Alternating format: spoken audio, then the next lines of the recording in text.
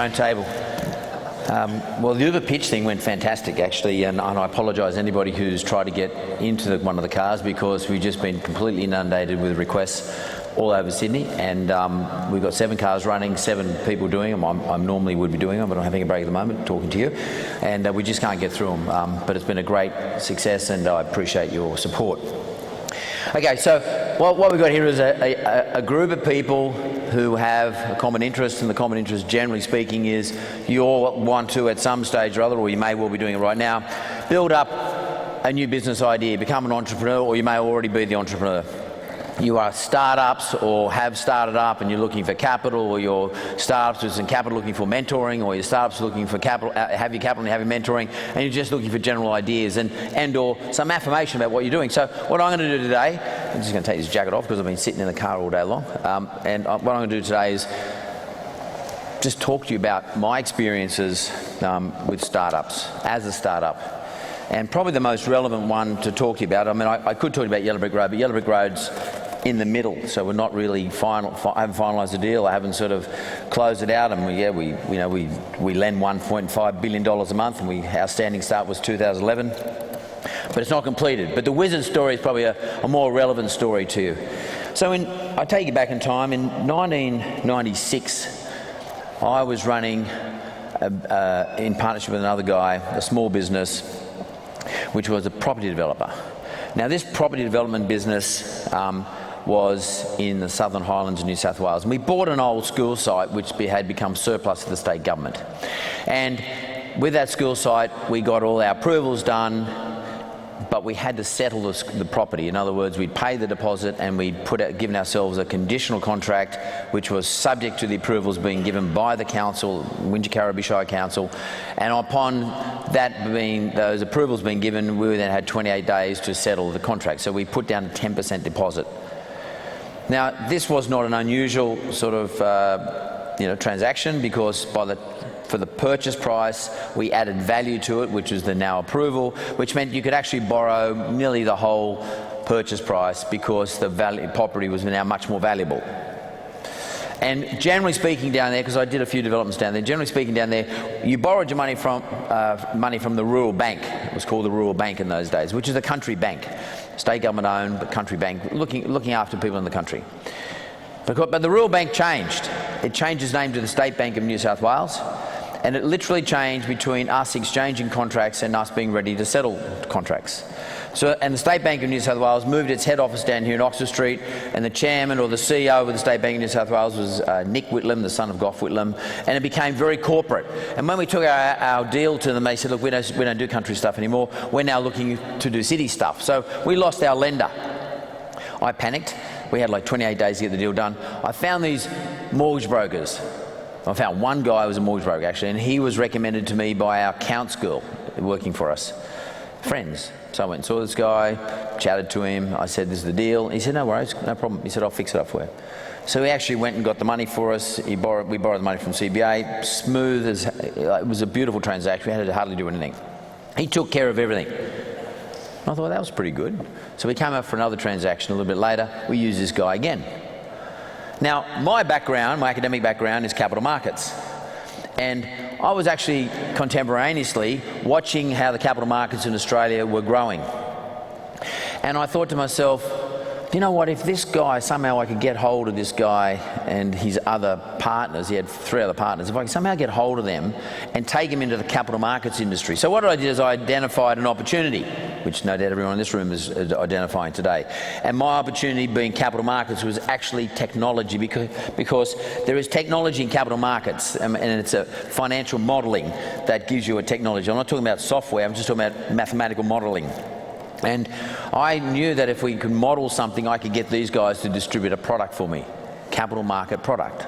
Opportunity, demand. Problem being, people like me, developers and or buyers of property, were finding it more and more difficult to get funding to do developments, and or at the end of the development to get people to buy the property with funding. No, in other words, for to buy a home. So I went to this guy and I said, look, get your partners in. Can I sit down with you? I said to him and his partners, look, I reckon we could take all of us get together and we could go into the capital markets and we can actually start doing what Aussie Home Loans was doing and been doing for about a year or so. I reckon we do the same thing. And they looked at me in disbelief. And I said, no, we can do this. And I said, I'll invest a little bit of money. Now, I just had a small amount of money. I invested some of the money that I got out of the sale of these houses that he helped finance for me to build. Put a bit of money into it and I bought 40% of the business. The business was called Priority Acceptance Corporation. Now this business, with a crap name, was in a little office in North Sydney. It was all grey, light grey, not even charcoal grey, it was light grey. And the chairs were grey, the desks were grey, the carpet was grey. You had to go outside to change your mind, it was that small. And everybody was bumping into each other, and we had the old steel file cabinets, they were grey, and these guys wore grey pants and grey suits, and I got a grey suit anyway, and it was going to fucking send me grey if I stayed there too longer, I can tell you now. Anyway, so I said, and I said, you've got to change the name. So we sat down and we worked out a name, and I had a whole number of names. So I said, no, the name Wizard. Now, that name Wizard, nobody would call a financial services company Wizard. I got the name because I actually likened the name to wizardry, financial wizardry. That's what I was thinking about. And also, I knew a lot of footballers whose nickname was Wizard, or Wiz. So I thought it was a good name. It was a good Australian name, I thought. And my view on these things is when you pick a name that has some strong sounding letters in it, like ARD. You pick a name that people will remember. It doesn't matter whether they like it or not. It doesn't matter that 50% of the consumers, your potential consumers, like the name and 50% hate it. The point is, as long as they remember it. So there's no point sitting down and coming up with a name like Southern Cross Financial Services, which is a great name, or, whatever. It's a nice sounding name, but they're not going to remember it. They're going to forget about it. Give them a name that they don't like, and they'll still remember it. As long as you've got a good product and good service, they'll remember you then, they'll come back to you. So we came up with the name, Wizard, against what was their better judgment at the time. Anyway, over time, I bought 100% of this business. Now, I kept 3 of the guys stayed in, and I gave them shadow equity. So what I've done some structuring. So just go back a step. Problem. These guys are good problem solvers. Now, there was no such thing as the internet. There was an internet, but it was, things weren't done online those days. There was a problem. People needed a service. These guys are good at that. There was an opportunity through technology, that is capital markets, we're allowing non-bank people to do what banks do. That is lend money at parity or at the same price that a bank can. In fact, because we had lower overheads, we can lend money at a cheaper price. Second point, the price was cheaper. Very important. If you want to be a disruptor, your price has got to be cheaper. Your product's got to be the same, your price has got to be cheaper. You've got to have the same, you've got to identify a problem, and you've got to do those things. Third thing is, I had to find myself a partner. Capital, which everybody in this room no doubt is looking for. Capital to make the business work. Now, every so many years, capital opportunities arise. Now, we haven't had capital opportunities in this country for a long time. Capital opportunities arise. I actually think right now, and from now on, given Malcolm Turnbull and Wyatt Roy, their innovation push actually is going to start to draw capital to this country. Every now and then capital rises. That period, there was capital. There was a tech boom, and tech boom companies wanted to converge financial services with media. That was a capital opportunity because media companies needed to buy a financial services business. So what I do, I knew there was a capital boom coming, or just there. You've got to work out, there's no point you trawling the system to find out who's going to give you money to go into your business if there's no capital about. You've got to be building your business ready for the time the capital's there. You can't make it happen. But I think it's actually starting to happen now, which is why I'm doing the Uber pitch, which is why I've got the Bouris show. Because I want to be able to facilitate those sorts of things in the future. And it's just coincidental that we now have a Prime Minister who is very much understanding and sympathetic towards, and probably to some extent driven to build this innovation environment to help this economy along. So everything's lining up for everybody in this room, including me. Capital. How was I going to find it? Kerry Packer. Now, I'm just told you about some fundamentals. Demand, problem, demand, technology. and expertise. I have expertise in that technology. The final one's capital. So I went and saw Kerry Packer. Now, this story to some extent is old. It's, you know, that was in 1998. It's old school. 1999 it was. It's pretty old, but the fundamentals remain again. And I've told this story many times. I'm going to tell it over again because there are three things that came out of that, which I've actually experienced today doing the Uber pitches. Three things that came out of that. The first thing is this. After they did all this massive due diligence on us, trying to buy into the business, after they asked thousands of questions through their management consultants and their lawyers and their, you know, the big 5 accounting firms and etc., and just completely wore us to the ground, Kerry Packer, I had to go and see Kerry Packer to close the deal. Now, the art of closing a deal is very important. Never think you've got it done. Never underestimate who you're closing with, and which I did. I learned a lesson. But I walked into Kerry Packer's office on this particular day. It was a Monday in 1999. It was in August 1999. Walked into his office, had all the parts all ready. The business was running. You would call it a startup. It wasn't making profits. It was burning money. My objective was to get money from him. There was money in the market, a lot of liquidity for a whole lot of reasons, different reasons then as today. But it doesn't really matter what the reasons are. The money was in the market. The money's coming into the market here now. Kerry Packer said to me, listen, I don't give a shit about the due diligence all those people did on you. I want to ask you 3 questions. I'm going to do my due diligence now. Now, you've got to expect this from people who put money in. They want to look you in the eye and they want to see what you're made of. And the 3 questions he asked me are about 3 very important things, which I noticed in the pitches today. Some were involved, had in their pitches, and some didn't have in their pitches. 3 things. The first thing is know your business purpose. The second thing is your ability to deal with the fear of failure and/or failure, and what does failure teach you? And the third one is accountability, or really, who are you accountable to, and is it like a mentorship? So the first one, Kerry said to me, he said, son, and my business was called Wizard Home Loans. He said, son, looking at me down the end of his cigarette, what business are you in? And I'm thinking, what the fuck? My business is called Wizard Home Loans. First mistake. He goes, because what he said to me, before I had a chance to answer him, he said, don't say fucking home loans. That's pretty confronting when someone like Kerry Packer says that. I did not know the answer.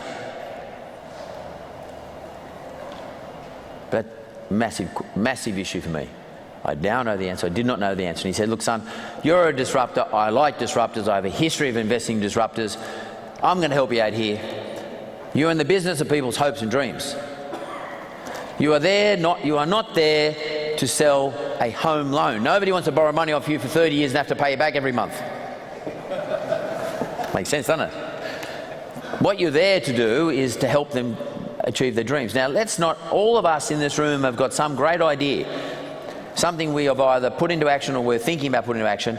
Make sure that you can reduce it down to its fundamental emotion, the thing that it is actually servicing in the community, who our customers are, who our audience is. Because our business purpose is closely related to our audience, and we've got to know our audience as well as we've got to know our audience in order to work out and make sure that our business purpose fits. Don't produce something that nobody wants, but you think that they do want, or they should want. Find out what people want. In the case of Wizard Home Loans, people wanted to achieve their hopes and dreams. They wanted to get a house. They want shelter. They want an investment for the future. They want a comfortable retirement, hopes and dreams. Not lending money. If you're an electrical contractor and you install the latest super duper duper air conditioning systems, you're not installing an air conditioning box, which is as boring as hell. You're supplying comfort. You're supplying peace of mind that if something goes wrong, you'll be back there to fix it. And you'll be back there at a time which suits your customer. And that it is efficient. And that it is economical. And that it's environmentally attuned. It's not chewing up too much power. And it's clean. It's giving you clean air. And it's well filtered, etc., etc. That's your story. If you're in the mobile phone business or something to do with mobile phones, you're not selling a grey box I mean, you know, Apple doesn't sell you that. They're selling you your ability to socialise. It's your communication point. So important to humans. We need to communicate. We need to have a community. We've got to talk to them all the time.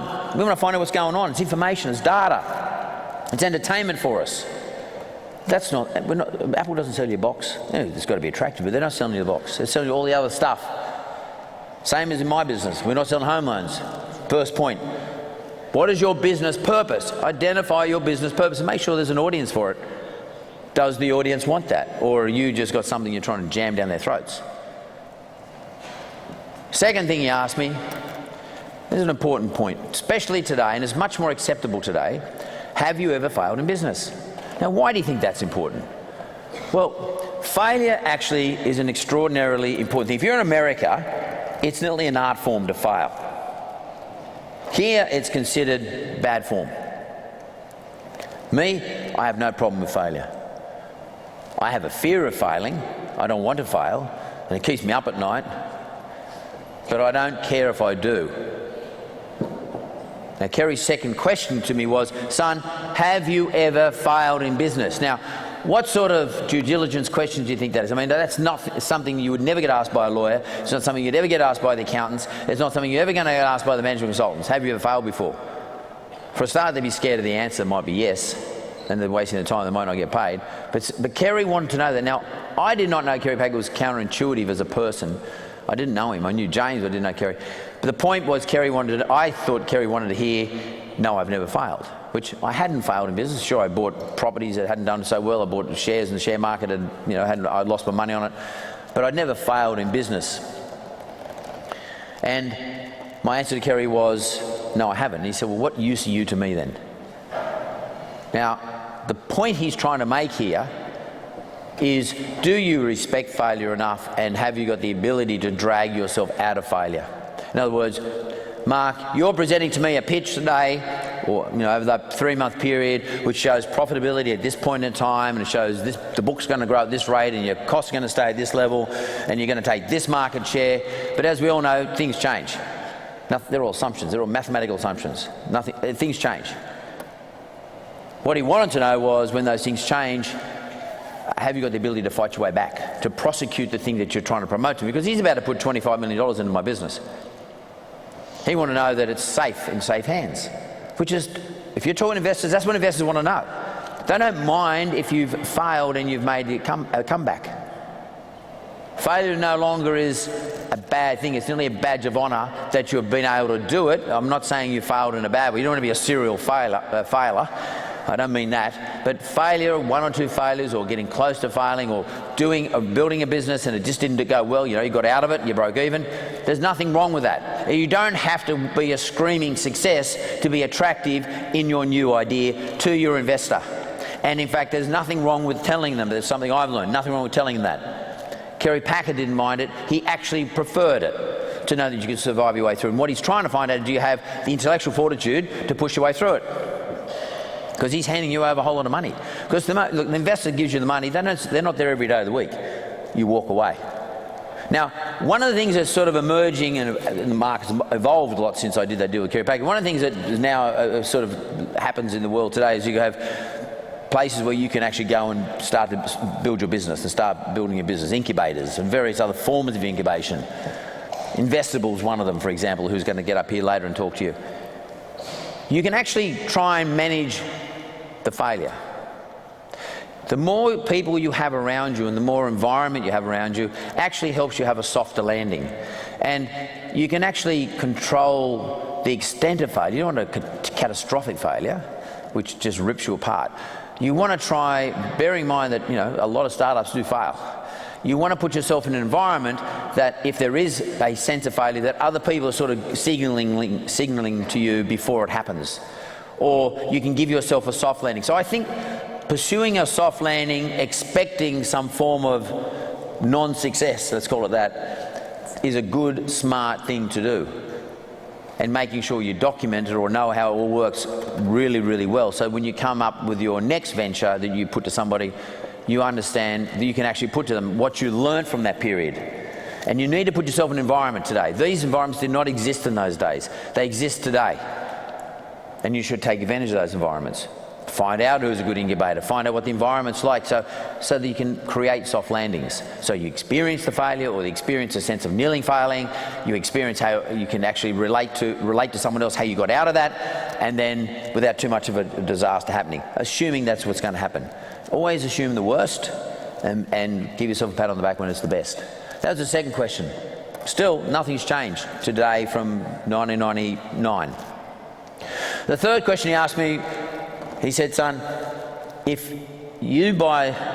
I buy into your business, he said, what I want is you and I together must buy this other business. He wanted us to buy the wholesaler that supplied us the money out of the capital markets. It was a Dutch bank, and it was a subsidiary of a Dutch bank. And I said to him, yeah, no problem. And Kerry had this view that people always say to him what he wants to hear. I didn't know that at the time, but I found that out later.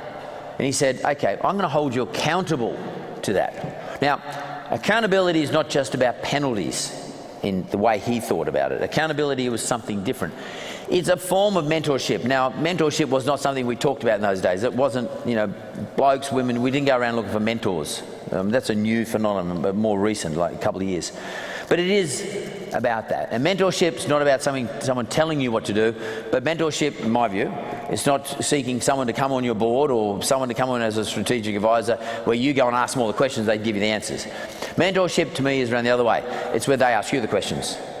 They hold you accountable to what you're pitching. Now, there's no reason to change direction from where you originally pitched. There's nothing wrong with that. That's, in fact, reassessment of the marketplace and what you're doing, and getting a sort of a scientific read on what you're doing in the marketplace, and then changing your business around a little bit, or going a slightly different direction, or doing things in parallel. That is an expectation today.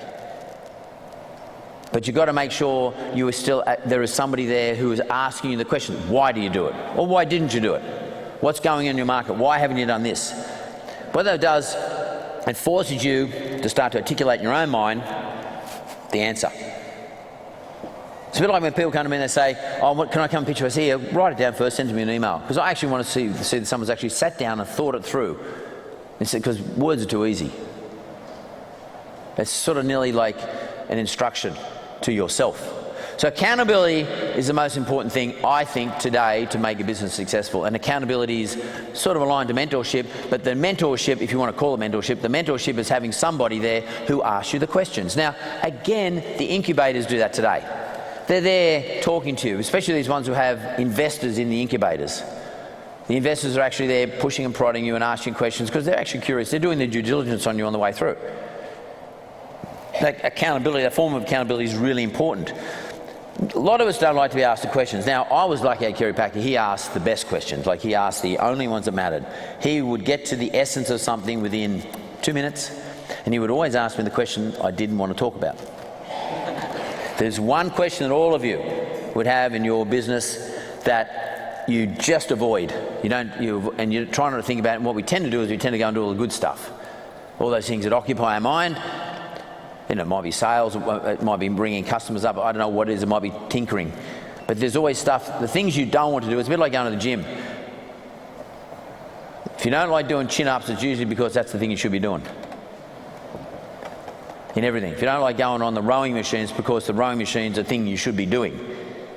And the thing you don't like doing in business is the thing you should be doing. And that's what mentors should be doing. They should be telling you or asking you about the rowing machine. A good mentor or a good relationship, don't call them mentors, good relationship, should be asking you about why aren't you doing the chin-ups in a business sense. That's what I call accountability. You've got to be accountable to somebody. Now, not all are going to get a Kerry Packer. But again, investors, which is what Kerry Packer was, you might get different investors in an incubation environment asking you on different days different questions, all of which may be leading to the same territory, will give you an insight into what it is that A, investors are looking for, but B, what they might think is your weakness. Because generally speaking, they're not asking about the good stuff. Generally speaking, investors are trying to work out how he can sort of de-risk the business, and he's looking at the risky elements, he or she. So you've got to get yourself into these environments. So overall, what it's telling me is these incubation environments, or these environments generally, are bloody good places to be. And what we've now got is a government who's actually interested in this stuff. So all of you should be starting to think about, how do I get myself into these environments where not only can I sort of protect myself or manage my landing if it is a problematic landing, and I can actually learn from the landing but not be devastated by it. But secondly, it's an important sort of semi-due diligence environment, because what you're doing is you're building up against the questions that they're asking you and the accountability they're holding to. Because don't think you're going to be accountable to anybody. You're never accountable to yourself. Because, you know, like if you go to the gym on your own, or if you've got to do your exercise at home, you never work as hard as you would if you weren't with a personal trainer or weren't with your friend or your buddy. Never. Or if you went to a class. You just don't. Don't think that you're going to be able to hold yourself accountable. It just doesn't work. Well, if you do it, it's a really rare thing. And in general, I would advise against it. Again, you've got to find yourself these environments where you've got somebody holding the blowtorch to your belly and asking you the tough questions. In my case, it made the difference in the wizard business. So in 1999, I did the dual packer. The business really started in 98, even though we conceived the idea in 96, but 98 it really started. 99 I brought Packer in. 2000 I bought in Deutsche Bank. 2001 I bought in ABN AMRO. At the end of that, 2001, we owned 25% each. And in 2004, we sold to General Electric, and someone said the price. We went from a business of zero, grey room, grey walls, grey desk, grey carpet, grey suits, to nearly 300 branches in Australia and New Zealand, 55 branches in India, turnover $100 million per annum in wages, $20 million in 2003 profit, $80 million profit in 2004 when we sold it. Zero assets to $19 billion worth of assets in just over 5 years. Nothing to do with my genius. It was, because I don't have genius, it was nothing to do with me. There was a market which I had some expertise in. There was an opportunity. I met some blokes who could actually solve the problem. I knew what the problem was because I experienced the problem myself. I met up with someone who was a great person in terms of keeping me accountable. I met up with a great person who, in terms of giving me capital, I met up with a great person who actually told me what my business purpose was, as opposed to me being, thinking I'm a home lender, to telling me what my business purpose was. And someone who made sure that, well, I felt comfortable with that if I failed, that he would find it was not unacceptable.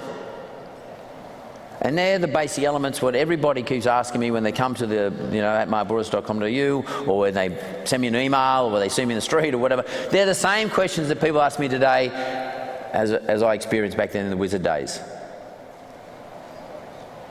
Same questions, no different.